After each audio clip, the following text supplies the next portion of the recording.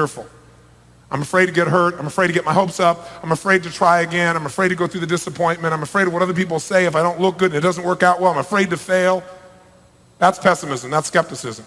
Courage means you got to see it as it is, but you also, step two, got to see it better than it is. You got to know how it really is, but then you got to get a vision for what you want. There's a great book called The Good Book that says, without a vision, people perish. And you know what? We all have to have a compelling vision, a compelling future. How many of you know exactly what you want in your life? How many have no clue? Where are the rest of you people? Kind of in between? Well, I'm not quite sure. On the cusp, are you? Right? So we're going to help you develop what is that compelling future. But you got to see it as, you got to see it better than it is, and then you got to make it the way you see it. And the way I'm going to show you how to do that is really fundamental. It requires three things I've mentioned. Number one, you want to change your life? There's only one way. You've got to raise your standards.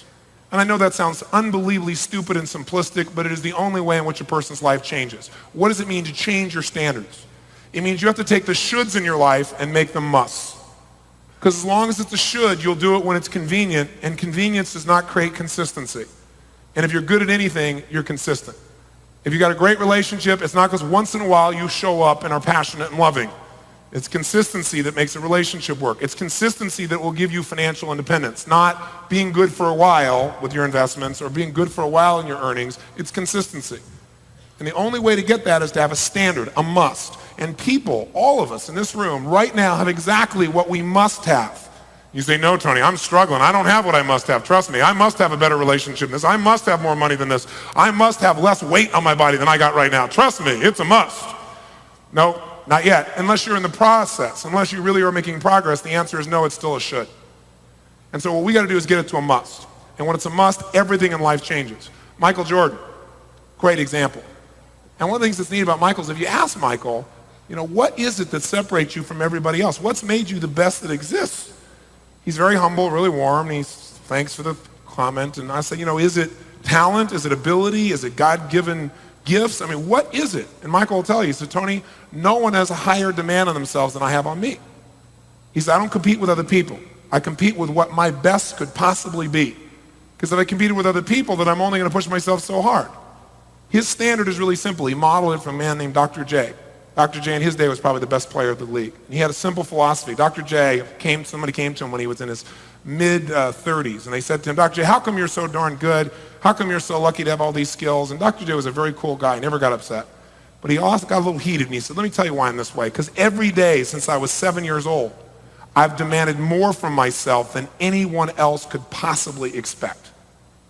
Now, isn't that interesting? If every day you demanded more from yourself than anyone else could expect of you, if it wasn't the standards of what other people think, but it was the standards of what you were capable of, if that was the must for you, not the should, then would you eat differently today? You had to be that great every day in your relationship, even though you're exhausted and tired, you're going to go home and be that passionate, that committed, if that was a must, to be your absolute best every single day, to have a higher demand on yourself than your spouse, boyfriend, or girlfriend could ever imagine. If that was your standard for yourself, how would you show up on a daily basis in your relationship? What would your relationship look like? You could take that any area of your life. But people the best have those standards. Most of us wait for life to give us the have-tos. It's like if you don't push yourself, you don't stretch yourself, then God shows up and says, you need a little growth, and provides it to you in a way you probably won't find very pleasant. So I believe in raising my own standards, so hopefully God doesn't have to step in too many times with me.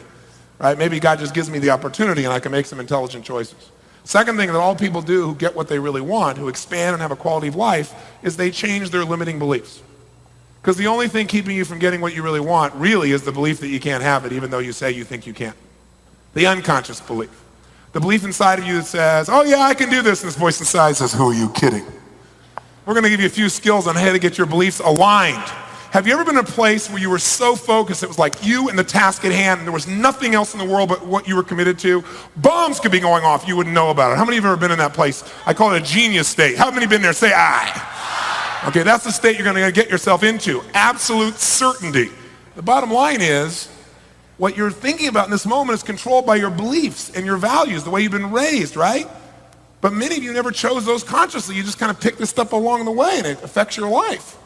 So we're going to decide consciously. And we're not only going to destroy what doesn't work, you're going to install what you need. And when your beliefs are on track, when your values are on track, you are pulled in the direction you want instead of being pulled apart. You ever been in that place? It's like you want two things that are totally in conflict. I'll show you how to resolve that. And that'll be a huge, huge shift for most of you. And then the third thing you need to really make your life work besides incredibly high what?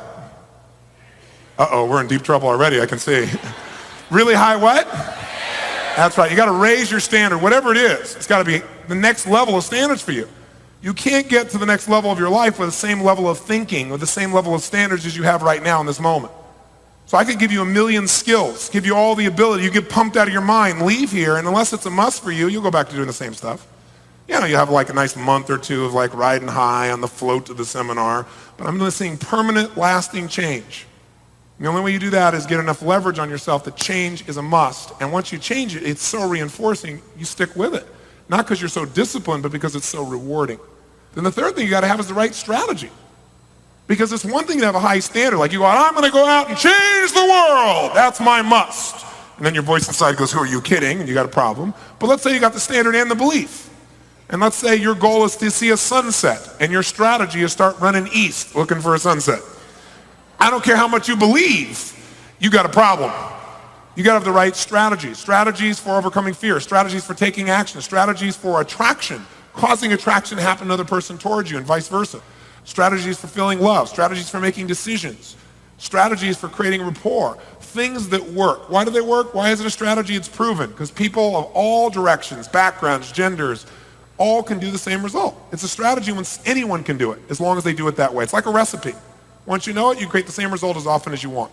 But you gotta have the right strategy, or you can work real hard and be a really good person and be a real hard worker and still have nothing.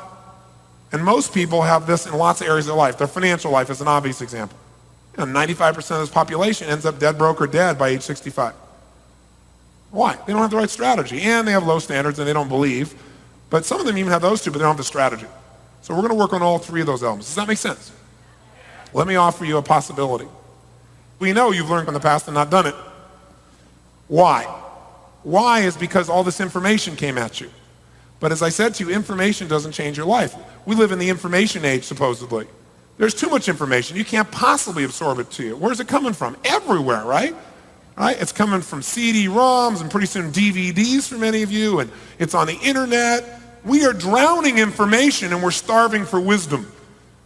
We're starving for those things we can actually use to actually get what we really want. Otherwise, you can spend all your time on the internet reading more information or chatting or buying something and never have any change of life. The internet's not gonna make your life better. You have to make your life better by using your resources differently.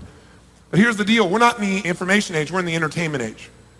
Here's what really grabs us, something that moves us emotionally. We don't remember all that information. When something grabs us, man, we remember. Some of you old enough to be around long enough to know this, remember where you were when you heard John F. Kennedy was shot, right? For some of you, maybe it was John Lennon if he was an associated hero for you. For others of you, it's, you remember everything about Monica Lewinsky. By the way, she's now just Monica, it's like Oprah, right? Michael, right? It's now Monica. Everybody on earth knows who Monica is, right? There's an emotion, right? There's a feeling, there's something there. It's not the information that's getting you, right? O.J. Simpson was the big focus before that. Why were people watching every single day? Drama, entertainment, emotion, feeling.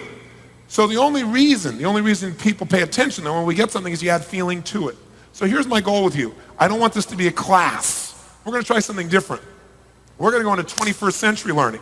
See, this was designed for you to obey, to enter the 20th century, where your job was working in an industrial complex of some sort, maybe building cars or something. And so they trained you from birth that you'd arrive on time, check in, do what you're supposed to do, and sit and shut up till someone told you what to do, and then you only did what they told you to do, and you didn't talk to your neighbor. Now today in business, if you don't talk to your neighbor, you're out of business, right? Today, if you wait for somebody to tell you what to do, you're in trouble. I mean, today you gotta think, you're in teams, you gotta make it happen, you gotta create it, you got your own business. It's a different world. So this has trained us for a world we're not in. So we have to be in a proactive, aggressive, entertainment-driven, emotional world. That's where we are. That's what you want. So the only way to get that is to learn in that state. So this is gonna be very different for most of you. I'm gonna ask you not to be the passive, deep trance, hypnotic subjects. I'm gonna ask you to be outrageous, playful, crazy, silly, and fun. If you and I are gonna be effective as people, which means have fun, be fulfilled, be passionate, get results, achieve, learn, grow, all that, then we've got to become active rather than passive in our experience. In order to do that, it starts with the way we move and the way we think. And so I have a metaphor for myself. I think the most influential people in the world are kids. How many of you have kids? How many of you ever tried to say, no, you can't have an ice cream cone to a kid and saw moves you've never seen in your life before? Right? They don't hear no, it goes right on by. So if we want a quality life, one thing's for sure, we've got to become people of influence. You got to be influenced your kids and your family and yourself. You got to get yourself to do what's necessary. I mean, influence is the base skill for quality life. Influence with integrity. So if you're going to influence yourself, then you might look at kids because they're good at influencing. And they do it a lot of ways. They do it with their energy, don't they? They do it with playfulness. They do it by asking a gazillion questions. They do it because they're having so much fun that even when they annoy you, they make you laugh every bit, right? Somehow they pull it off. And so my view is I'm always going to be a kid, no matter what age I am. Because kid or adult or old person's all a mindset. I know a man who's 84 years old who has just started lifting weights about 6 years ago, now lifts bench presses 450 pounds. I mean, unbelievable. This guy is like pure stud, right? And there's all kinds of research showing now about people starting in their 60s and 70s start lifting weights and get as strong as men and women in their 20s and 30s. And his mind is the best part, though. That's why he does it. I mean, sure, anybody could learn to do that. But most people don't have that as a standard. I mean, come on. We're all in cultural hypnosis. I mean, when you're in your 60s, it's over, baby, right? You're getting old. Baby boomers start freaking when they hear those kinds of things, right? They go, wait a second, I'm in my 50s now. I'm in my late 40s. I'm going to defy all that stuff, right? But most people in their 60s and 70s don't have that as their standard, saying, I'm going to learn to bench press 450 pounds, so they don't. It's a should. It's not even a should. It's a never, maybe. They don't have any belief that it's possible, any sense of certainty, and they have no strategy. He had all three. I also know a young man I was talking to recently, he's 21 years old, he's probably the oldest person I've ever met in my life. Because everything is impossible for him, and he's tired all the time, and he can't accomplish anything, and the world is forever terrible. It's a mindset, isn't it? How many want to be a kid for a few days here? Say I. Okay, then if you're willing to do that, here are a couple ways to do it. Number one, when I ask you a question, yell back the answer. Not so we have a rah-rah session here, but because research shows if you sit and listen to me passively, within 4 weeks, you'll remember 10% of what I said. If you listen and take some notes, jumps up into the 50 percentiles. If you listen, take notes, but physically or active, like you yell back the answer, your attention is in the 90 to 95 percentiles, because what happens is, like when you yell an answer back, it's like driving the grooves of what you learn deeper inside of you. Plus, you're going to know the answer to anything I ask you. I'm only going to ask you questions you know the answer to because I want to help you to have strong self-esteem. It's easy stuff. But by yelling yes, you'll also keep your energy high. How many want to do this, especially when you don't feel like it, so you build some emotional muscle? Do you agree with me that if you really want an extraordinary quality of life, that one of the things you got to master is your ability to get yourself to take action, to influence yourself, number one? How many agree with that? Say aye. How many agree, number two, you'd have to become good at influencing others with integrity, meaning getting people to do the things they normally won't do for themselves? How many agree with that? Say aye. Outstanding. So if influence is a skill, it starts in the first moments of human communication or connection. So I want you to try something silly. I want you to notice little things. You know, most people think little things don't matter. They want to see the big thing. But I have a different mindset. When someone negotiates a deal that changes planet Earth, like, you know, Gorbachev and Reagan get together, and for the first time in human history, you destroy nuclear bombs, I want to know what caused that. And everybody looks at the big thing. But I get together, and I've had the privilege of being with both those guys, and I found out exactly from them what was the little thing. They didn't even notice at the time. Like later on in retrospect, they figured out what actually made them become friends, actually made them make an agreement. Little things change everything. If you're heading this direction, and we make a little 10-degree shift, it looks like nothing, you know, 10 degrees between these two. But if you take that 10-degree shift out a week from now, a month from now, 6 months from now, a year from now, you have a revolution. You have a totally different destination and where your life turns up. Because it's so much easier to change the little things when you're way upstream. It's like I have a simple philosophy. Kill the monster while it's little, when it's a baby. Don't wait till it's eating the city before you kill the monster. Okay? And we all have little monsters inside that we want to handle. We also have some real great things that we want to magnify.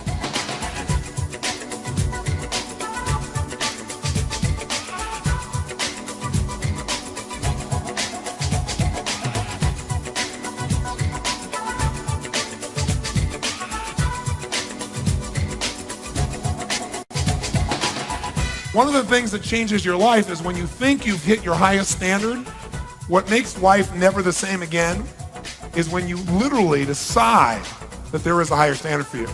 when you decide there is more. And that's a conscious decision. You see it in an athlete when there's nothing physically left inside of them, it appears, and no one else expects it from them, and they reach down inside and they step up, right, to the challenge. And you can just see it. It's determination, right? It's will, it's faith, it's courage, it's passion. It's when you reach down and you find something more inside of you. And by the way, that's where all the juice is. That's what you all came here for, whether you tell me that or not. I know that's what you really want. You may have other ways of languaging what you want, but what you're hoping for are those core feelings. But those core feelings are things you can have in a heartbeat. You just must exert them. But it starts with even the way you move. So I want you to think about constantly raising the standard, because if you in life are in a position where you do a poor job at something, and that's your standard, like, on a regular basis, you don't even do a good job. You're pretty poor at it. In life, you do a poor job. What kind of rewards do you get for a poor job? Poor. That's what I used to think too. I used to think if you did a poor job, you got poor rewards. Seemed to make sense. That's not how life is rigged. You do a poor job, you get no rewards. You do a poor job, you get the door. Poor job too often, you're out of here. You get downsized, right-sized, outsourced. Isn't that true? You do a poor job in a relationship, that person's not going to stick around. You do a poor job with your kids, they end up in jail. Poor equals pain. Poor, there are no rewards for poor. It's not an equal deal. You do a poor job, you get a poor reward. Wrong. Let's say that standard's way down here. Now, the next level of standards would be a huge jump way up here to something called good. Now, when you do a good job at something, what kind of rewards do you get? Some of you say, good. No, I used to think that too. You do a good job, you get good rewards. Wrong. I'll tell you the most scary thing that happens to me every day in my life. I get stopped every single day by at least a dozen people, and they come up and they either tell me incredible stories about their life has changed. They'll say something like, Mr. Robbins, and they're really serious. And you can see there's some pain. They go, I watched you on TV, and I thought, if I ever met you, I might ask you this question. They'll ask me a question something like, I'm really a good man. How come my wife left me? And it's heartbreaking. Or she'll say, I'm really a good wife. How come my husband left me? Or I care about my kids. How come they hate me? How come my kid's on cocaine? And it tears me up inside because I care so much about people, and you can't tell them what the truth is. The truth is you did a good job, and that's the problem. That's the problem, because when you do a good job, what kind of rewards you get? Poor. So the bottom line is, most people here are really trying to do a good job, and most people are really good, they're really good. I was a good man, and I was fat, and I was overweight, and in the emotional sense, I was broke. Financially, I was broke. Spiritually, I was wiped out, and I was a good guy. And I was so frustrated because I said, I'm good. You got to know, good's not good enough. Now, I know none of you would settle for good. You wouldn't come here. You're all overachievers, right? So poor is not even in the realm of your possibility. Good, this big jump here, you go, that's for wusses. You guys here are ultimate achievers. You're way up here with a thing called excellence, am I right? That's what I thought. How many here are committed to excellence? Say aye. Outstanding. When you do an excellent job at something, what kind of rewards do you get? Good. And you know what? It really annoys you too, doesn't it?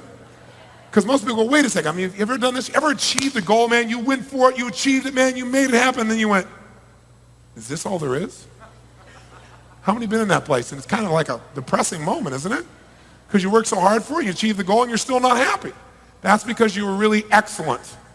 See, excellence is like you're like one of the best. Excellence is you really do, an excellent job. You're not just good, and you're certainly not poor. For God's sakes, you should have bigger rewards emotionally or financially or in your career or in your relationship for being excellent. Nope. You go, I don't have anything left. There's nothing left of me. I've given my all. Nope. You've not given your all. There's that little piece you haven't got to that if you get to it, you get all the rewards. Because if this is poor, huge jump to good, huge jump to excellence, here's the good news. All the rewards are at the next level. And they're disproportionate. They're like way beyond what you can imagine. And the good news is they're about this much higher than excellence. At a level right there, right? Right there.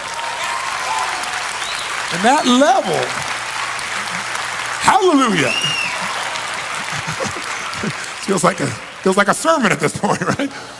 That level right here that's just a few inches above, it's called outstanding. And when you are outstanding, when you stand out from all the rest, in your courage and your commitment and your persistence and your love and your dedication and your skill set and your whatever, you get all the rewards. And it's unfair, really, because you're only a little bit better than those people that are excellent, but your rewards are like a gazillion amount. It's just being outstanding on a consistent basis instead of being excellent. And that difference, by the way, is not usually really a large skill difference. It's a psychology difference. It's a standard difference. It's what you hold yourself to. I mean, did you watch the opening to the Olympics in Atlanta? When this guy walked out, I don't know if you remember, how many saw the opening to the Olympics? And this little guy walks out, he's 97 years old. He's the oldest living gold medalist. And he walks out into the field, and what happens? 100,000 people in the stadium stand up and clap. The president cried. I mean, why? They don't even know who this guy is. Because they know he was outstanding probably 40, 50, 60 years ago. Unbelievable. Think about it, 70 years ago. That's what we value outstanding in a culture. A good example is Carrie Strug. Now, this little girl, remember what happened? This little girl gets hurt, injured. It's like a movie, right? It's like a Rocky movie all encapsulated. Because you're watching, it's like the Americans finally look like for the first time they're going to be able to finally win, finally beat the Russians. And sure enough, all of a sudden this girl wrecks her leg. And as she does it, everybody's like, oh my God, it's over, it can't happen. There she goes, holds it in. And what happens? She goes away, everybody's there, and all of a sudden the monitor comes on and goes, my God, I can't believe it. I can't believe it, she's standing up. She's walking towards the mat. She couldn't. She can't. It couldn't be. She's not going to try it, is she? And the whole place gets really dramatic and quiet. And this little girl with nothing but guts and heart, through the pain, goes and lands. Holds just long enough, pulls that leg up, and everybody goes crazy. They win the gold medal. How many of you cried? Come on, you cried out there. Come on. And you don't even know this girl. If you felt the emotion in that moment, if you cried or you felt celebratory, there's only one reason why. Because in that moment, you recognize the part of you. That's what made you feel moved. You know there's a part of you that's outstanding. If you cried, it may have been that you're not fully utilizing that part of you, and you realize that.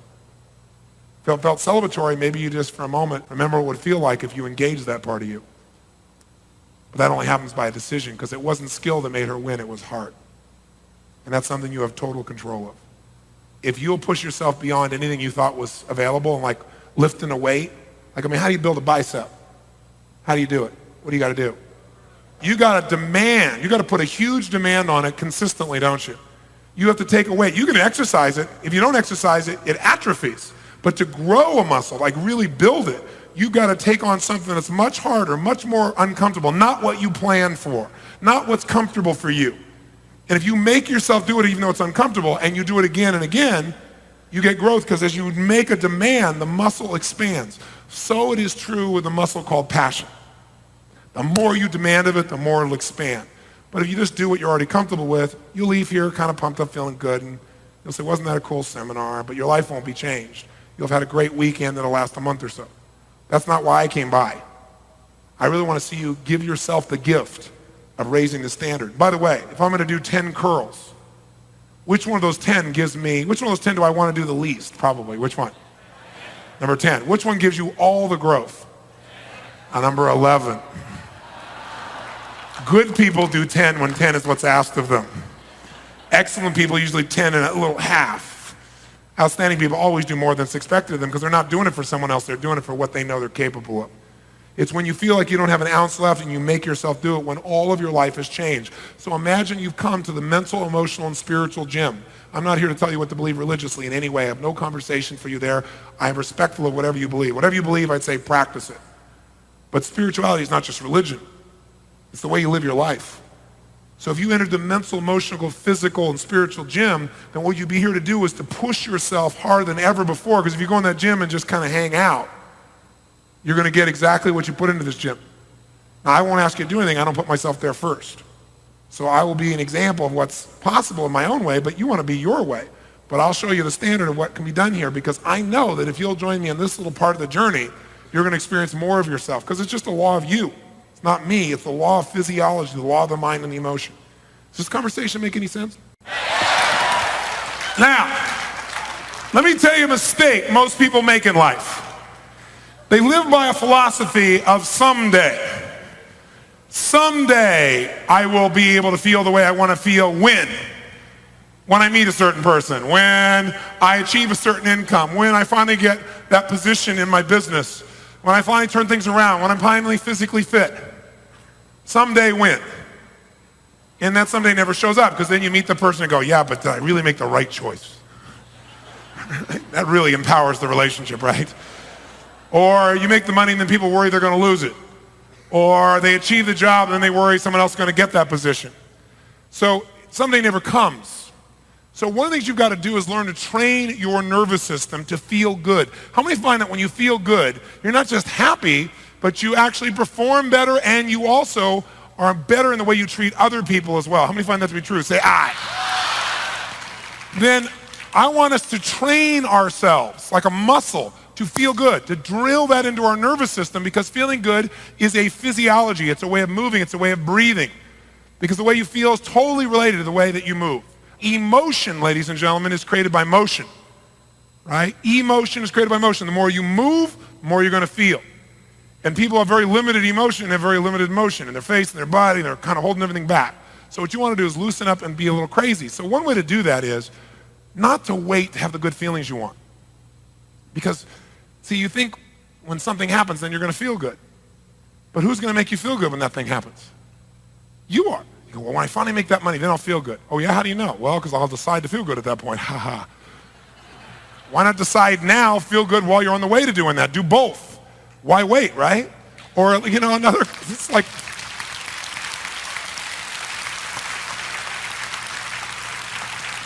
people say all the time, they go through a tough situation, they go, someday we'll look back and laugh at this. Why wait? If you're going to do it someday, might as well look back right now and get it over with, right? Start laughing, have some fun with it.